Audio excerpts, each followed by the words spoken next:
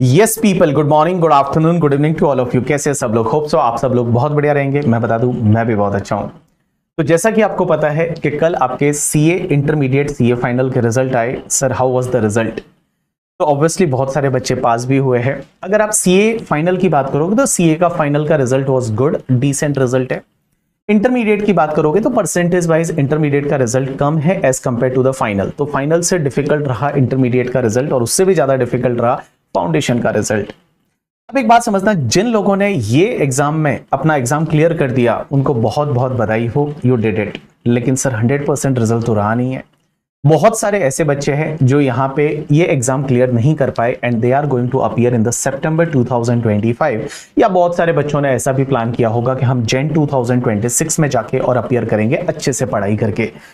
तो मैं आपको आज का ये जो वीडियो रहेगा, इस वीडियो में मैं आपको बताने वाला हूं कि आपका रिवीजन स्ट्रेटेजी क्या होना चाहिए। उसके साथ साथ में मेरे पास में बहुत सारे बच्चों के ऐसे क्वेश्चंस आ रहे हैं कि सर हमारे पास में मई 2025 का बुक है, तो क्या हमको सितंबर 2025 के लिए नया बुक लेना पड़ेगा? रिवीजन लेक्चर नए आएंगे, अमेंडमेंट्स है क्या? जो अपना अभी बजट आया था 2025 में, is that budget is applicable for our examination? क्या हमको नया इनकम टैक्स एक्ट पढ़ना पड़ेगा? तो एक बात बताऊं मैं आपको, आपके जितने भी डाउट है वो मैं इस वाले आज के लेक्चर में कवर करने वाला हूं। तो सबसे पहली चीज तो ये कि सर एक बात बताइए, हमारे एग्जाम के लिए अमेंडमेंट्स कितने हैं? क्योंकि हमने जो बैच आपका अटेंड किया था या हमने जो आपका जो भी लेक्चर देखा था वो लेक्चर मई के लिए था, दैट इज द मई 2025 के लिए। तो सर मई 2025 से लेके और अब हम एग्जाम देने वाले हैं सितंबर 2025 में, तो क्या हमारे लिए कोई अमेंडमेंट्स है या नहीं है? तो सबसे पहले बात कर दूं आपके इंटरमीडिएट के लिए, तो इंटरमीडिएट वालों के लिए ये खुशखबरी है कि उनके लिए देयर इज नो अमेंडमेंट। आपके लिए कोई अमेंडमेंट नहीं है। जो आपको पहले पढ़ाया गया था वो ही आपको पढ़ना है। तो जो आपको पहले पढ़ाया गया था मई 2025 के एग्जाम के लिए, आपने जो प्रिपरेशन किया था वो ही आपको करना है। आपके लिए एक्स्ट्रा कोई भी अमेंडमेंट नहीं है। जो अमेंडमेंट हमने पहले पढ़ रखे हैं as per the finance act 2024 वाले, वो सब आपको करने पड़ेंगे। जैसे वो कैपिटल गेन का टैक्स रेट चेंज हुआ था before 23 July, after 23 July and all, so वो वाली सब चीजें हैं वो आपको पढ़नी पड़ेगी। तो there is no amendment for the intermediate student. अब अगर मैं बात करूं कि जो सीए फाइनल के स्टूडेंट है, सर फाइनल वालों के लिए हमारे लिए क्या कोई अमेंडमेंट्स है या नहीं है? राइट आंसर इज यस, आपके लिए कुछ अमेंडमेंट्स है। और अमेंडमेंट्स में दो चीजें हैं, एक तो आपके लिए कुछ केस लॉज है करके, ठीक है। और केस लॉज आपके लिए ज्यादा नहीं, सिर्फ 2 न्यू केस लॉज आए, क्योंकि मई में आपने देखा होगा there was a 3 new case laws. So वो 3 new case laws as it is है। उसके साथ साथ में एडिशनली ओनली आपके लिए 2 न्यू एडिशनल केस लॉज आए हैं, जिसके लिए मैं आपको वीडियो यूट्यूब पे प्रोवाइड कर लूंगा, तो आप बिल्कुल भी टेंशन ना ले। तो उसके साथ साथ में एक तो आपका केस लॉ है और उसके साथ साथ में कुछ छोटे छोटे अमेंडमेंट्स और है। छोटे छोटे अमेंडमेंट्स में there is a one safe harbour rules करके for the CA final student, जो फाइनल वाले हैं। उसमें क्या है कि अगर कोई फॉरेन की कंपनी है और वो इंडिया में अगर नोटिफाइड जोन में डायमंड, जो अनकट डायमंड होता है, अनअसोर्टेड डायमंड होता है, उसकी सेल करती है, तो उसको प्रॉफिट एक सेफ हार्बर के हिसाब से अगर इतना बता देती है तो उस पर्टिकुलर केस में उनको कभी भी इनकम टैक्स डिपार्टमेंट टच नहीं करेगा। तो एक तो वो वाला अमेंडमेंट है और छोटा सा 2-4 अमेंडमेंट और है, तो इसके लिए भी आपको वीडियो मिल जाएगा। आंसर इज यस, आपको बिल्कुल भी टेंशन लेने की जरूरत नहीं है। आपको बिल्कुल भी टेंशन लेने की जरूरत नहीं है। You know that I am providing the amendment lecture as well as revision lecture from the 2016 में आप देखोगे पहली बार ऐसा था। पहले इससे पहले अमेंडमेंट लेक्चर के लिए भी there was like people used to pay for the amendment lecture, but there is no need of that, don't worry. Whatever will be the amendment applicable for your examination, I will provide you the video for same, don't worry about that. तो इसके लिए final वालों के लिए video आपको मिल जाएगा करके, ठीक है। चलिए, उसके बाद में एक और डाउट ये आता है कि सर हमारे पास में जो बुक्स है वो बुक्स क्या हमको न्यू लेनी पड़ेगी, compact and compiler? Answer is no. सितंबर में एग्जाम दे रहे हो एंड आपके पास में अगर मई 2025 वाला बुक है, मई 2025 वाला जिसके ऊपर लिखा हुआ है दैट इज द मई 2025 के लिए, या नवंबर 2025 लिखा हो सकता है, सितंबर 2025 लिखा हो सकता है, as amended by the finance act 2024, अगर वो ऐसा लिखा हुआ है तो आपके लिए मई वाला बुक चल जाएगा, आपको अलग से बुक लेने की जरूरत नहीं है। लेकिन गाइस अगर आपके पास उससे भी पुराना वाला बुक है जो कि 2024 एग्जाम्स के लिए था, then you have to take the new वाला बुक, आपको न्यू बुक लेना चाहिए, because you know that this time there was lots of amendment and exam का जो पेपर आया था सीए फाइनल का एज वेल एज इंटरमीडिएट का, इंटरमीडिएट वालों के एमसीक्यूज आपने देखे होंगे, बहुत सारे अमेंडमेंट कैपिटल गेन से रिलेटेड थे। सीए फाइनल के अगर आप पेपर की बात करोगे तो ऑलमोस्ट अमेंडमेंट्स है वो बहुत सारे पूछे थे, कैपिटल गेन से रिलेटेड अमेंडमेंट पूछा था, असेसमेंट प्रोसीजर में जो ब्लॉक असेसमेंट है उससे रिलेटेड अमेंडमेंट पूछा था, तो बहुत सारे अमेंडमेंट्स एग्जाम में टारगेट होते हैं। तो अगर आपके पास 2024 एग्जाम के लिए बुक्स था तो आपको 2025 के लिए मई 2025 वाला बुक है एज इट इज आपको सितंबर 2025 में चल जाएगा, बट अगर उससे पुराना वाला बुक है देन आपको न्यू बुक पे शिफ्ट होना चाहिए, ठीक है। चलिए उसके बाद में नेक्स्ट क्वेश्चन ये आता है कि सर रिवीजन लेक्चर, क्या हमारे लिए कुछ नए revision lecture, extra revision lecture आएंगे? Answer is no, whatever revision lecture is uploaded on the YouTube just check the revision lecture, but yes I will try to upload some more like revision lecture. जैसे मैंने questions की कुछ series चालू की थी जिसमें question को आपको रिवाइज कराया था, तो हो सकता है मैं उससे रिलेटेड और भी कुछ एडिशन करूं, but you can take the help of the revision lecture जो भी यूट्यूब पे दे रखा है उसी का आपको हेल्प लेना है करके, ठीक है। चलो ये क्लियर हो जाता है। अब आप में से बहुत सारे बच्चे ऐसे हैं जो ये बोलना चाहते हैं कि सर देखो हमने एग्जाम दिया था, हमने मेहनत भी की थी करके, ठीक है, लेकिन सर पास नहीं हो पाए, अब हम दोनों ग्रुप दे या एक ग्रुप दे, ये सबसे बड़ी दिक्कत आ रही है, because now you are having only 2 month in your hand, 2 month भी नहीं है करके, ठीक है, लेस देन 60 डेज आपके हाथ में है, और ये 60 डेज में हम सर क्या करें, दोनों ग्रुप को टारगेट करें या फिर हम एक ही ग्रुप दे। एक बात बताऊं, देखो 2 चीजें हैं, अगर आपने दोनों ग्रुप दिया था एंड आपके जो मार्क्स है ना वो अराउंड 40 है, मींस 40 मार्क्स के आसपास है, देयर में भी पॉसिबिलिटी कि सब में 40 प्लस है या 35 प्लस है, ऐसे मार्क्स है, then you can go for both the group, because आपका थोड़ा बहुत ही कम है, इफ यू पुश इट करके आप 2 महीने ढंग से पढ़ाई करोगे you will clear the both the group. But see बहुत बार क्या होता है, अगर आपके जो मार्क्स है ना वो कम मार्क्स है, जैसे देखा आपने किसी के मार्क्स है वो एक ग्रुप में 100 से भी कम है या 110 है करके, ठीक है, या 100 से लाइक 100 से कम है 110 90 ऐसे मार्क्स है करके, ठीक है, and then guys you know that आपको भी पता है this course need more hard work यहाँ पे, then you should go for the 1 group. आप 1 ग्रुप के साथ में जाइए और एक एक ग्रुप क्लियर करके, और ज्यादा फर्क नहीं पड़ता यार, नाउ एग्जाम साल में 3 बार हो रहा है, अगर आप एक ग्रुप देते हैं क्लियर हो जाएंगे, अगली बार देंगे दूसरा ग्रुप क्लियर हो जाएगा, कोई फर्क नहीं पड़ता करके, ठीक है, you can plan in that way also, but यहाँ पे आपको ये डिसाइड करना पड़ेगा कि you want to appear for both the group और 1 ग्रुप। और एक और चीज समझना, ये कोई एग्जाम वैसा नहीं है जहां पे 10 दिन पढ़ के पास हो जाएंगे, नहीं, ऑब्वियसली अपने को स्टडी करना पड़ेगा, देयर इज अ 2-3 टाइम्स आपको रिविजन करना पड़ेगा, and when you will do the revision 2-3 times ना, तब जाके हम क्लियर करने वाले करके, ठीक है। सो गाइस ये चीज आपको ध्यान देनी है।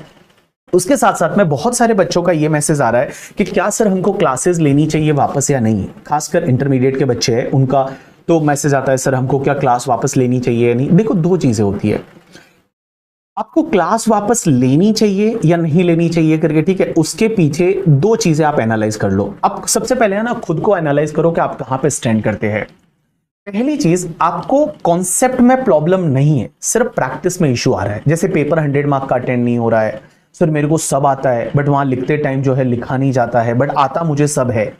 अगर वो कैटेगरी के लोग हो तो आप एक काम करो, क्लासेस मत लो, just do the practice more and more. आप रिवीजन लेक्चर देखो, बुक्स दे रखी है, बुक से प्रैक्टिस करो ज्यादा से ज्यादा, टेस्ट पेपर 2 करके, ठीक है, आप टेस्ट सीरीज ले सकते हैं, तो वो आप कर सकते हैं अगर आपका ये सिनेरियो है तो। लेकिन सर हमको कैसे पता चलेगा कि हमारे कॉन्सेप्ट स्ट्रांग है या नहीं, उसके लिए आप एक काम करो, आपके एमसीक्यू केस सिनेरियोज में कितने मार्क्स आए हैं, आपने जब एग्जाम दिया था, और एमसीक्यू केस सिनेरियोज में अगर आपका 25 के आसपास आया है, 20-25 के आसपास, then you can say that के 25 आया, मतलब आपका concept wise you are very good करके, ठीक है। प्रैक्टिस का इशू है, प्रैक्टिस का इशू रिजॉल्व हो सकता है और आप खुद ही प्रैक्टिस कर सकते हैं, there is no need to take any classes. लेकिन सर अगर मैं आपको एक बात बताऊं, आप लोगों का अगर वहां पे जो आपके केस सिनेरियो एमसीक्यूज है उसमें मार्क्स अच्छे नहीं आए, अगर उसी में हमारे डब्बे गोल है, वहीं पे अगर मान लो 10-12 मार्क्स आ रहे हैं 30 में से करके, ठीक है, तो वहां पे अगर आपके मार्क्स 70% से कम आ रहे हैं, मींस आपकी कॉन्सेप्ट क्लैरिटी नहीं है, आपके कॉन्सेप्ट में इश्यूज है।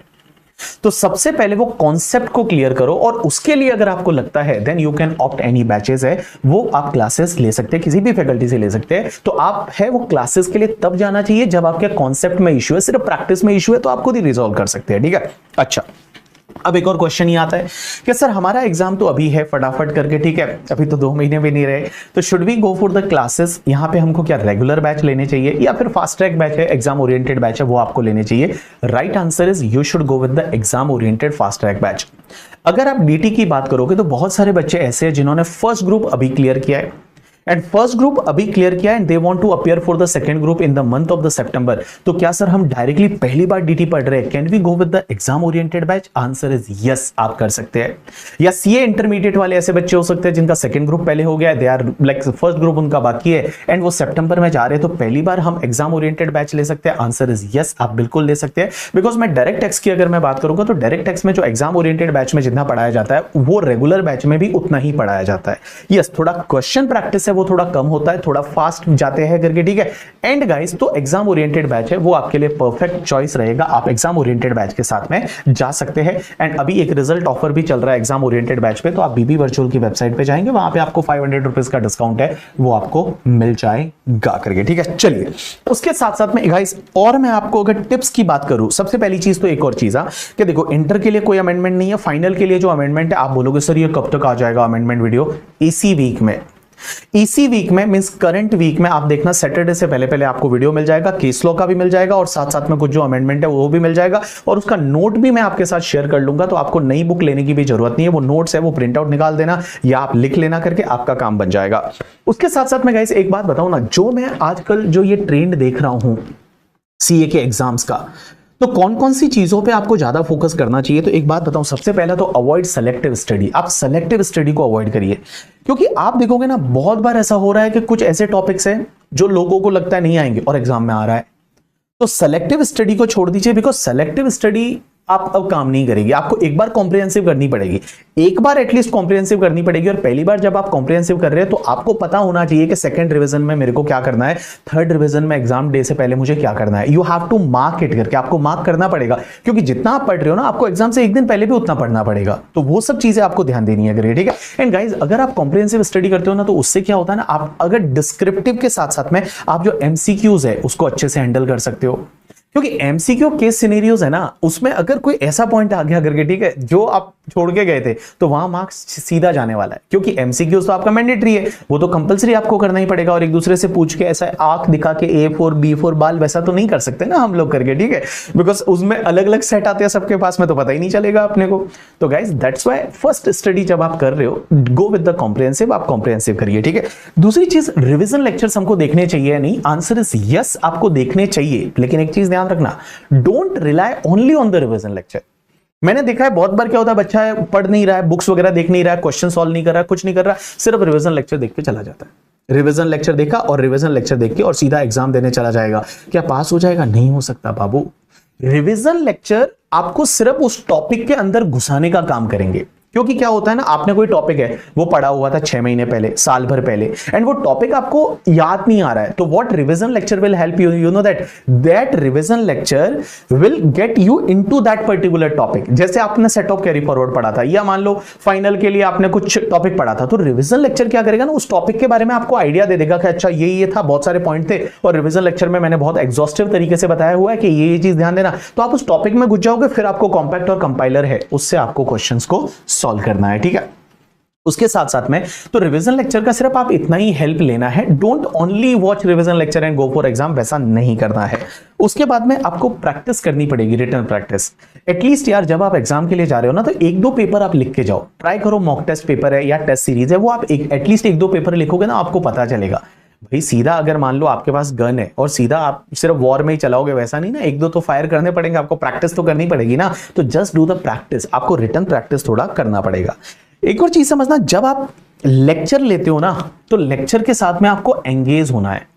मैंने बहुत बार ऐसा देखा है कि बच्चे जो है, मैं जब डेटाबेस देखता हूं तो बहुत बार बच्चे जो पीछे का 30-40% तो छोड़ के चले जाते हैं, पढ़ते ही नहीं है।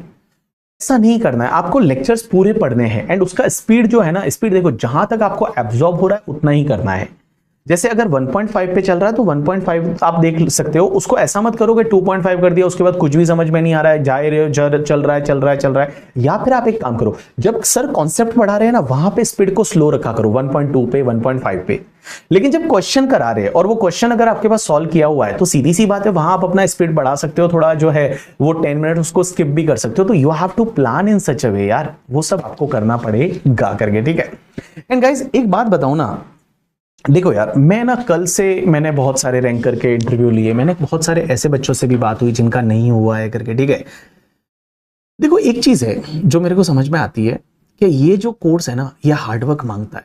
This course need the hard work, और वो भी कंसिस्टेंटली मीन्स ये जो आने वाले 55 डेज है ये कंसिस्टेंटली आप अगर 100% हार्डवर्क कर लो, मेहनत कर लो बिना किसी भी डिस्ट्रक्शन के, हर चीज को छोड़ दो, ये सोशल मीडिया ये सब रिलेटिव ये इश्यूज ये सब छोड़ दो करके, कुछ नहीं होने वाला, सब इधर का इधर है करके, ठीक है। ये जो वर्ल्ड है तो तुम्हारे नहीं होने से ज्यादा फर्क नहीं पड़ेगा किसी को, बाकी सब चीजें छोड़ो and just focus to your study. And guys यहाँ पे आपको ना खुश रह के पढ़ना है, रोते रोते मत पढ़ो करके, ठीक है।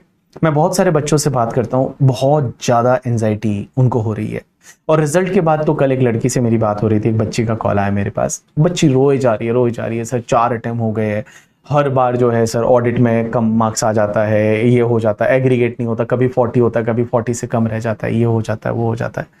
सी लाइफ में है ना आपको ये पता करना पड़ेगा कि इशू कहाँ पे है, you have to identify that issue and you have to resolve that, उस पर काम करना पड़ेगा। ऐसे नहीं कि वापस ठीक है वही बुक्स उठाई, देखो वही वाली बुक से पढ़ना इज वेरी डिफिकल्ट, बहुत बुरा लगता है, बट क्या करे करना तो पड़ेगा ही। शायद लाइक अपन जो है वो प्रॉपरली, मेरे को ये लगता है कि अगर आप प्रॉपरली ढंग से 55 डेज है ना उसको यूटिलाइज करोगे ना तो चीजें बन जाएगी।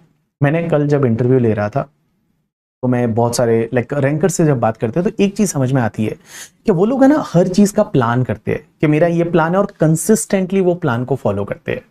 मतलब उनका जो प्लान है दे फॉलो कंसिस्टेंटली। अगर वो, और बहुत बार ऐसा होता है कि लाइक आपके साथ भी होता है, कभी कभी ऐसा होता है जब अपन ऐसा डिप्रेशन जैसा होने लग जाता है, एंजाइटी होने लग जाती है, टेक द ब्रेक। अगर वो ऐसा होता है ना उस दिन आप 5 घंटे का ब्रेक लीजिए, हो सकता है उस दिन आप पढ़ाई मत करिए, ठीक है, एंड जस्ट आप किसी से बात करिए, मिलिए, मंदिर चाहिए, आप मेडिटेशन करते हैं तो वो आप करिए एंड अगेन रीस्टार्ट दैट करके, ठीक है। वो हर किसी की लाइफ में होता है, वो हमारी लाइफ में भी ऐसा होता है जब 1-2 दिन ऐसे खराब निकलते हैं।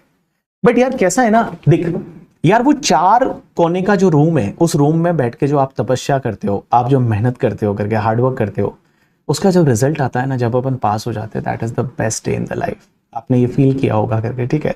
कल जो बच्ची का कॉल है उसने मुझे बोला कि सर समझ में नहीं आ रहा है, मैं रो या हंसू, बिकॉज मेरा छोटा भाई था वो पास हो गया सीए बन गया और मैं फेल हो रही हूँ करके, ठीक है। मैंने कहा थोड़ा ये जो है इसको सिंक करो, just analyse your self and अच्छे से थोड़ा ठंडा दिमाग रख के वापस पढ़ाई करने बैठ जाओ। देखो हड़बड़ाहट से कुछ नहीं होने वाला, आप हड़बड़ाहट करोगे ये करोगे कुछ नहीं होगा। Ultimately you have to be cool down yourself, और उसके बाद में कामली आपको क्या करना है, वापस से प्लान करना है कि क्या क्या पढ़ना है, कैसे पढ़ना है, और अकॉर्डिंगली उस पर लग जाओ। एक ग्रुप देना है एक ग्रुप दो, कोई फर्क नहीं पड़ता। एक बात बताऊं ना, अगर आप एक ग्रुप क्लियर करते हो कोई फर्क नहीं पड़ता, आप सीए ही माने जाओगे जब आप सीए बन जाओगे। बट जो ग्रुप दे रहे हो ना वो पास होने जैसा, ऐसा प्रिपरेशन होना चाहिए यार, ऐसा प्रिपरेशन होना चाहिए कि जो ग्रुप अपन देंगे that we will clear it. And institute चाहती है सीए बनाना, जैसा कि प्रेसिडेंट ने अभी कुछ दिन पहले बोला कि 2050 तक India need the 50 lakh chartered accountant, now there is only 4 lakh और 4,50,000। So guys scope is there in this course, और ये जो कोर्स है आपने सही सेलेक्ट किया है, डोंट रिग्रेट इट कि मैंने सीए सेलेक्ट किया है। मैं बताऊं, मैं अभी कुछ दिन पहले घूमने गया था, दैट इज कजाकिस्तान, जो है Kazakhstan, I went to Kazakhstan, और वहां पे मेरे को एक मेडिकल का बच्चा मिल गया, और मेडिकल के 2 बच्चे थे, इंडिया के थे। तो मैंने बात करनी चालू कर दी, मैंने बोला यहाँ क्या कर रहे हो, तो बोला हम यहाँ एमबीबीएस कर रहे हैं, डॉक्टर की पढ़ाई कर रहे हैं। मैंने कहा कजाकिस्तान यहाँ क्यों कर रहे हो, तो बोले इंडिया में एडमिशन नहीं मिलता है, वहाँ पे टॉप रैंक्स को ही मिलता है, फिर यहाँ पे हमको करना पड़ता है ये वो। तो मैंने कहा यहाँ कितना खर्चा आता है, तो उसने बोला कि सर 5 ईयर्स में करना पड़ता है, और 5 ईयर्स का अप्रोक्स 50 लाख के करीब खर्चा आ जाता है। मैंने सोचा अच्छा 50 लाख का खर्चा आया, फिर मैंने कहा आप डॉक्टर माने जाओगे जब आप इंडिया में जाओगे, तो बोलते नहीं सर इंडिया में जाके वापस हमको एक एग्जाम देना पड़ेगा, इंडिया का वो एग्जाम देंगे then only we will be treated as a doctor. अच्छा, मैंने कहा वेरी गुड, 50 लाख खर्च किया, 5 ईयर वहां दिए, फिर इंडिया में एक एग्जाम दिया, फिर वो डॉक्टर कहलाए। मेरे को ये लग रहा था कि इतना करने के बाद तो इनको गजब पैकेज मिलता होगा, क्योंकि 50 लाख खर्च किए वहां पे और 5 साल दिए हैं, उसके बाद इंडिया में एक एग्जाम दिया, उसके बाद तो मैंने कहा तुम्हारी जॉब लगती होगी, तो I was expecting that 50 lakh का पैकेज तो रहेगा ही। मैंने वो उससे पूछा, मैंने कहा कितना पैसा मिलता है उसके बाद, देन ही मेंशन दैट कि 40 to 45,000 पर मंथ मिलता है। 40 to 45,000 पर मंथ ही मिलता है। एक बात बताऊं ना, ये जो चार्टर्ड अकाउंटेंसी कोर्स है ना, चार्टर्ड अकाउंटेंट जो कोर्स है, इसमें आप जब सीए बन जाओगे ना तो एटलीस्ट आपको जो है 60-70 हजार रुपया महीने का मिल जाता है। और इन्वेस्टमेंट क्या है, सिर्फ हार्डवर्क का है, मेहनत का है।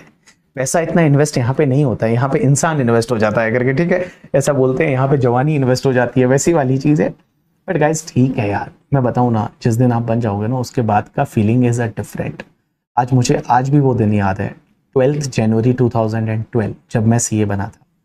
उस बात को लाइक अप्रोक्स 13 ईयर्स हो गए करके, ठीक है। और 12 जनवरी या सो अप्रोक्स 12.5 ईयर्स, 13 ईयर्स के आसपास हो गए। वो दिन मुझे आज भी याद है कि जब मैं सीए बना था, that was a different feeling and that day was the day जब मैं खुशी से पहली बार लाइफ में रोना आया था। वो वाला दिन था। तो मैं बताऊं, जब यहां तक आ ही गए हो ना तो लगा लो अपना करके, ठीक है। अच्छे से मेहनत करो करके। एंड देखो मैं एक बात बताऊं ना, हम लोग प्रोफेसर है, हमारा रोल आपकी सक्सेस में 5% रहेगा, 10% रहेगा, 90% तो आप ही को मेहनत करनी पड़ेगी। इस दुनिया में और कोई नहीं है। Ultimately you have to work hard, you have to. और आपके साथ आप खुद ईमानदार रहो, कभी भी अपने साथ में चिटिंग मत करो, अपने साथ में बेईमानी मत करो। दिन में 5 घंटा सोशल मीडिया स्क्रॉल करोगे और उसके बाद बोलोगे मैंने तो बहुत अच्छे से मेहनत की थी, नहीं होता ना ऐसा। आपको सब चीजें छोड़नी पड़ेगी, वो कंफर्ट जोन है उससे बाहर निकलना पड़ेगा। And when you come out from that comfort zone ना, देन सब चीजें है वो होती है। बहुत बार आपको भी ऐसा लगता है कि यार लास्ट टाइम हमने बहुत कुछ दिया था, बट कहीं ना कहीं तो थोड़ी सी कमी रह गई ना। जस्ट इंप्रूव इट करके, उस पर काम करो, मेहनत करो उस पर करके, ठीक है। And give this as a 100%। ऐसा सोच के एग्जाम दो कि यार ये लास्ट एग्जाम है लाइफ का, हो गया तो ठीक है, नहीं हुआ तो मैं नहीं करूंगा सीए, वैसा करके। और 100% आप अपना इसमें लगा लो एग्जाम के लिए, ठीक है। तो बाकी सब चीजें जो है, जैसा मैंने आपको बताया, अमेंडमेंट्स के लिए, बुक्स के लिए, रिवीजन लेक्चर के लिए, लेक्चर से रिलेटेड ये सब चीजें मैंने आपको इसमें बता दी। तो आप बिल्कुल भी टेंशन मत लीजिए। All the best for your examination. अच्छे से प्रिपेयर करिए और मेन बात, थोड़ा खुश रह के पढ़िए करके, ठीक है। लाइफ में स्ट्रेस, एंजाइटी सबको होता है। आप चाहिए तो 10 मिनट का मेडिटेशन करिए। मेडिटेशन में कुछ नहीं करना होता है करके, ठीक है। आप आराम से बैठ रहे हैं, आप थोड़ा ध्यान कर रहे हैं, आप अपनी ब्रीदिंग पे ध्यान दे रहे हैं। जब आप 5-10 मिनट्स के लिए ऐसा करेंगे ना, यू विल फील बेटर यार, आपको अच्छा फील होने लगेगा। और जब भी ऐसा कुछ आता है स्ट्रेस जैसा वगैरह, तो आप थोड़ा बाहर जाइए, थोड़ा वॉक करके आइए। क्रिकेट खेलना है, क्रिकेट खेल लीजिए करके, ठीक है। कुछ लाइक क्या बोलते हैं, गेम खेलने का मन कर रहा है, वो गेम खेल लीजिए। आपको लगता है वॉक करने का मन कर रहा है, वॉक कर लीजिए। आपको ऐसे एक्टिविटी करनी पड़ेगी, because you know that till the examination आपको अपनी हेल्थ पे, health including mental health and physical health both करके, उस पर बहुत अच्छे से आपको ध्यान देना पड़ेगा करके, ठीक है। एंड गाइस मैं आपको बताऊं ना, सब चीजें हो जाएगी, बिल्कुल टेंशन ना लीजिए। And all the best for your examination. जो भी ये सितंबर का एग्जाम रहेगा वो अपना वाला एग्जाम रहेगा करके, ठीक है। और जो अभी तो ज़्यादा टाइम भी नहीं है, जो ऐसा बहुत बार होता है ना, मेरे बहुत सारे फ्रेंड पास हो गए, मैं नहीं हुआ, कोई फ़र्क नहीं पड़ता, कोई फ़र्क नहीं पड़ता। ओबामा जो है आई थिंक 50 के एज से पहले पहले ही रिटायर्ड। एंड ट्रंप जो है वो 76 के आसपास में, आई थिंक 70 के बाद ही became the president of America. हर किसी का टाइम जोन होता है, लोगों का टाइम आता है, अपना तो दौर आएगा करके, ठीक है। तो भैया वो दौर आएगा, बी पॉजिटिव, मोटिवेटेड रहिए करके, खुश रहिए करके। कुछ भी ऐसा नहीं है, CA is a part of life, it is not a life करके, ठीक है। तो थोड़ा आराम से रहिए करके, ठीक है। बाकी सब चीज़ें भी लाइफ में जरूरी है, बट ये वाला जो टाइम है ये सिर्फ पढ़ाई का टाइम है। अपने आप को मोटिवेट करिए। ऐसा सोचिए कि जैसे ही अपन एग्जाम दे देंगे उसके बाद घूमने जाएंगे, गोवा जाएंगे, मुंबई जाएंगे, पार्टी करेंगे, बीबी सर से मिलेंगे। तो ये सब चीज़ें हैं वो आपको करनी है गाइस, ठीक है। चलो, मेरे को आपसे बात करना बहुत अच्छा लगता है, मैं आपसे बात करते रहूंगा थ्रू द वीडियो। यूट्यूब पे मैं मिलता रहूंगा, टेलीग्राम पे आपके लिए वॉइस नोट वगैरह भेज दूंगा करके, ठीक है। बिल्कुल आपको टेंशन बाकी सब चीज़ों का नहीं लेना है। Just focus to your study. DT में obviously you got the best content in the market, आपको बहुत बढ़िया कंटेंट मिलता है। कॉम्पैक्ट वगैरह बुक्स वगैरह है, दैट इज द अमेजिंग करके। और मैं बताऊं सीए फाइनल की अगर मैं बात करूं या सीए इंटरमीडिएट, दोनों के लिए only DT is the paper जहां पे रैंकर एआर 1, 2, 3 है, उन्होंने भी आईसीए का study material they have not followed, only compact and compiler they have followed and they have score the handsome marks करके, ठीक है। So guys don't worry about that. चलो, see you, bye, take care, all the best for your examination.